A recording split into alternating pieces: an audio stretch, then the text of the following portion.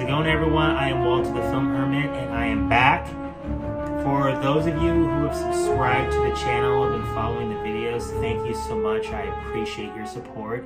If you haven't done it already, if you can please like and comment and subscribe this video, it's greatly appreciated. So I took a little time off. It wasn't planned. The holidays, things get a little crazy when it comes to work schedules, and then also there's been some really lousy repairs going on in my place. Had some leaking in a toilet. It had to be pulled out, and a couple weeks later they said they wanted to come back and basically fix all the water damage, and I had to move out for a few days. There was asbestos. It was a mess. So even though I took my stuff with the place that I moved into, I was just tired moving in and out. I wasn't able to put a video together. Did a little bit of editing, but I haven't posted a video in like 2 weeks, and that's the longest I've gone since I started the channel.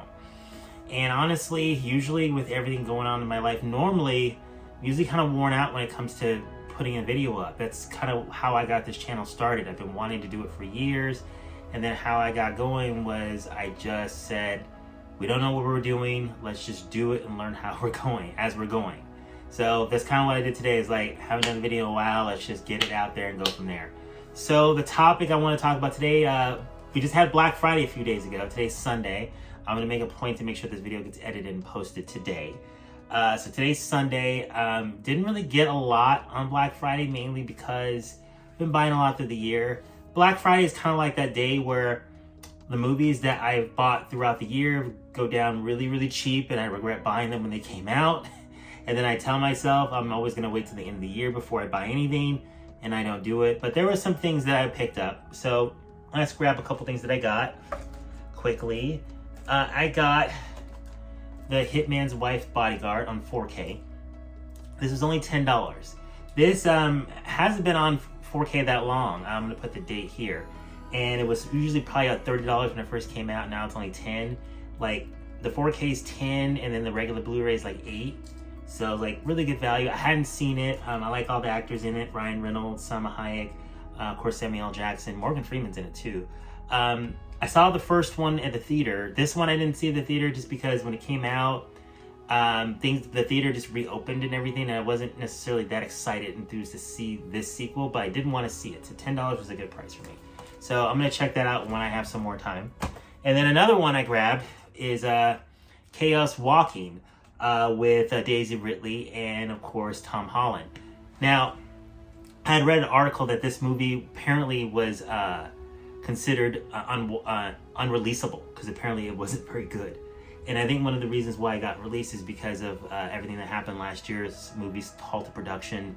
They had this in the can, they had it done, they're like, let's put it out. So I remember when I saw this is coming out, like, okay, now they're gonna release it. So I still wanted to see it, was still curious about it. $10 was a good price for me. They had a steelbook for this one, but I wasn't gonna pay $35 or something I hadn't seen. So I'll be curious to check this out, especially in 4K. So I got this one here.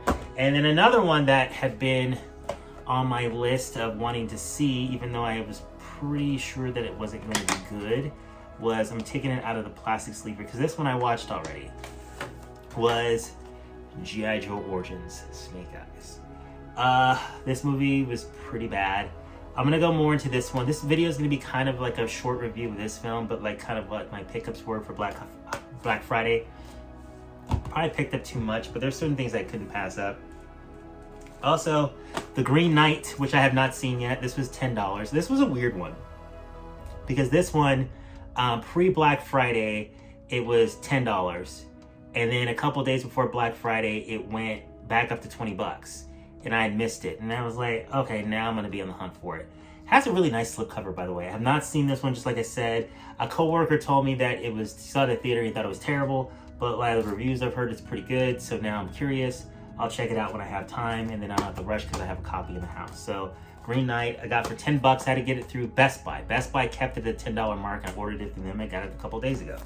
And another one that I ordered a bunch more, but a lot of them are out of stock. So I may not get them until next month or maybe even January. But the nice thing about ordering from Amazon for their Black Friday sales, even if they're out of stock, once you place the order, when they get it in stock, even if it's next year, you'll get it for that price. So that's why I was kind of like, let's just go ahead and do the order now, because they don't charge you until they get it in stock. So I ordered like the new Purge movie, which I wanted to see, which was like $30. Now it's $10. It's out of stock. Fine, I'll wait till it comes in stock. And then I ordered Snatch, which came a few days later. This one, let's see, this was a Guy Ritchie movie from back in the early 2000s or so. I remember liking it, but it's been so long, I don't really remember it. The only thing I do remember is Brad Pitt's in it, and he fights a big guy, and he knocks him out pretty early, and like there's a sequence in there about that, but the rest of it I don't remember. But I like Guy Ritchie films. I remember liking this one, so it'd be cool to check it out in 4K. I'm not sure if this was shot on film or not, but I have to take a look at that. So the other things I picked up, these weren't Black Friday sales, these were just regular releases for November. The second Robotech, The Masters. I wanted to just get the whole Robotech series. I've never seen this one. I watched the first couple episodes, and then it seems like everything people have told me over the years, like this section's not very good for various reasons, but I'm still really curious about it, and I still kind of want to finish it, but I think it's going to be like a slow watch.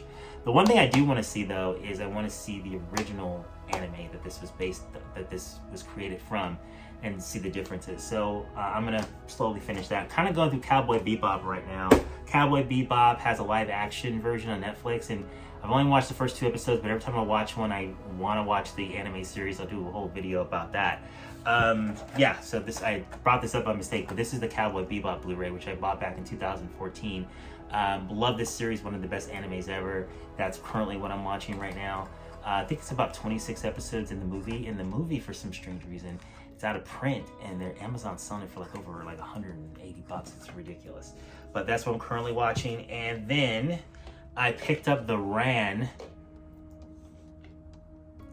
Steelbook. Lost my train of thought there for a second. Ran Steelbook. This is a film that I had on DVD. A friend bought it for me years ago. It's a Akira Kurosawa film, and it's from the 1980s, and I don't remember it at all. But this Steelbook was beautiful, it's amazing, and that DVD somehow disappeared from my collection. So it was only like $20. I figured it's a good way to put it back in my collection, get a really cool Steelbook. I'm gonna do an unboxing of this, especially there's a loose disc in here. I need to open it and make sure the disc isn't damaged. So, and then of course I picked up Mad Max films. Been making videos and talking about these for weeks. Really happy to get them with slipcovers. Now they all match, but apparently the second film has some audio issues, so I'm waiting for an announcement from the studio about a replacement. So not too happy about that, and because of that, I just kind of set them aside and haven't done anything with them yet. So apparently the third one is fine. It doesn't have any major issues. Some people say that the transfer is not as great with this one, but it might be this the source. I'll check it out myself. I don't really like to listen too much of 4K reviews. If it's a film I love, I watch it and see how I like it. And then the other one I picked up was the Jungle Cruise Steelbook. I don't know why I got this. I usually always get the Disney Steelbooks because I have all of them, and at least the 4K ones.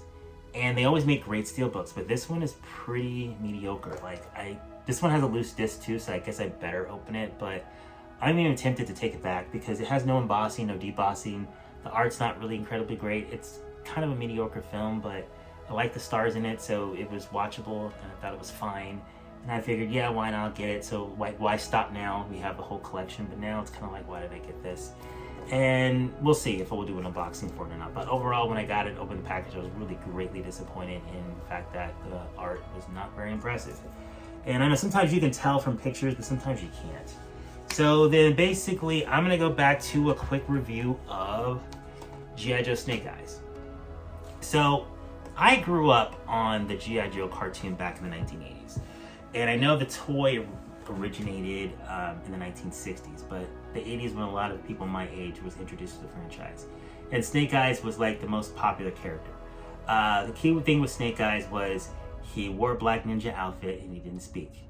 And I believe it's like the second or third episode of that show, you think that he might die. And I remember going back to school the next day because they had the show starts with 5 episodes. And there was one every day, Monday, Tuesday, Wednesday, Thursday, Friday. And it was like one long movie. And I think it was episode 2 where something happens and you think he's gonna die. I remember going to school and all the kids were talking about it. Like, what happened to Snake Eyes? What happened to Snake Eyes? And like, everyone loved Snake Eyes. So, watched that show throughout my youth. And they did an animated film that I didn't like then, I don't like now. Transformers did a movie, so G.I. Joe had to do an animated movie. And the G.I. Joe movie's not very good. They introduced a bunch of new characters to sell new toys, and they're not interesting characters, and the story's pretty boring. So years later, they start doing the film franchise, and I didn't grab them here, but I bought them on 4K under protest because I didn't like them when they came out, but I bought them mainly because I'm trying to collect all the Paramount 4Ks because I only have like 11 to 10 left, and I might as well. And I wanted to get the slipcovers. So I do have the G.I. Joe Rise of Cobra, and I do have G.I. Joe Retaliation. These were actually released digital in 4K a few years back, but the physical releases were not released in the US. And for a while I was going to try to import them, but like I couldn't find them at any online retailers anywhere. So it kind of came this thing of like, these movies suck, they're hard to find, keep looking for it. And then when they announced they're going to come out in the US, I'm like, let's just get them so that way we don't have to think about it anymore. So I think the main reason why that those films came out in 4K is because this one was coming out in theaters. And by watching the movie, I could tell they spent a lot of money on it. They wanted to make this a thing. They wanted to revamp the whole franchise. But there's a big problem in Hollywood where people that are involved with the franchise don't know the history of the franchise and why people like it. They're only focused on bringing in new fans. And I think that's always a mistake. I think that you want to bring in the people that are fans of the property to begin with, because that's the whole reason of using that IP is the name recognition. But if you're going to take that IP and you completely change it and make it so that the fans that already of that franchise don't want to watch it, then you're already shooting yourself in the foot. I mean, you might as well just make a regular ninja movie and have it have a different name. So a coworker of mine recommended this film. He said he thought it was pretty good. And I was like, it's a G.I. Joe movie. I'm going to watch it. It doesn't matter if it's good or bad.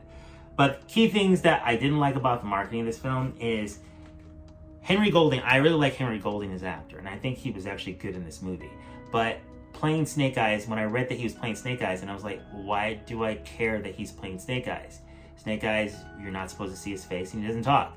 So why are they making him Snake Eyes? Because before, Ray Park, aka Darth Maul, he played Snake Eyes, who was a stuntman, and of course he had the mask on, he never spoke. So right here in the poster, you can see Henry Golding's face. He's not wearing the mask. He is, and he's talking.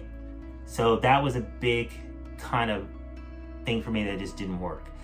The way that character works is the mystery of him. You don't know his backstory. You don't know what, but you just like him anyway because he's good at fighting. He's very loyal. And another bad thing about this film is Snake Eyes is a very unlikable character.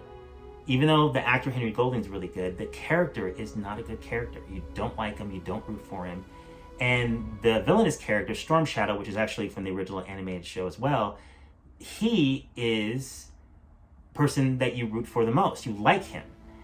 And then what the film tries to do, and spoiler alert, I'm going to ruin this a little bit, they try to switch the roles in the last 10 minutes of the film. Like, this person's now the good guy and this person's now the bad guy. And it just doesn't work. Overall, I thought some of the performances were interesting. The thing I liked is they had Scarlet in this film. Scarlet was actually in the original 5-episode arc. And I'm forgetting Samara Weaving. She plays Scarlet. And I was like, okay, if Scarlet's in this, I'm kind of getting into that. Could be kind of cool, but she's not in the movie very much. And then I forgot to look up her name. I'll put her name right here. She plays the Baroness. That's actually another character from the animated series as well. And I thought she was pretty good for the limited amount of time that she's in the movie. I think this movie is just a symptom of Hollywood basically just taking an IP and trying to do something and making the wrong steps and paying the price. This film did really horrible at the box office, and because of it, a lot of films that Paramount was going to release, like Top Gun Maverick, have been pushed back to next year because this movie did so terrible at the box office. And I can't remember the date where this came out in 4K, but it's really recent. I'm going to put it right here. This movie is already selling for $10. Like a week before Black Friday, it was like $11, and I was like, that's almost the price I'm willing to pay for it. And then it went down to 10. I was like, okay, let's pull the trigger on it because we know it's going to be bad. But overall, I'm going to give this movie a couple thumbs down. I got some more feedback from my coworker, and he was basically telling me since he didn't have any type of connection to this particular franchise, he just kind of walked in as a martial arts film.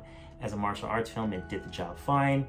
And I understand that. And I just kind of told him, I was like, yeah, but you know, they're using an existing IP for a reason, to bring an audience in. And why do you want to undermine that audience that you're bringing in, just hoping that the new audience sticks around? And apparently I was right, because it didn't work out for them financially. So very, very bad film. Kind of glad they probably won't be pursuing this anymore. I don't know if they're going to try any more G.I. Joe movies. I wish I could make a G.I. Joe movie, because honestly, I could make a good G.I. Joe movie.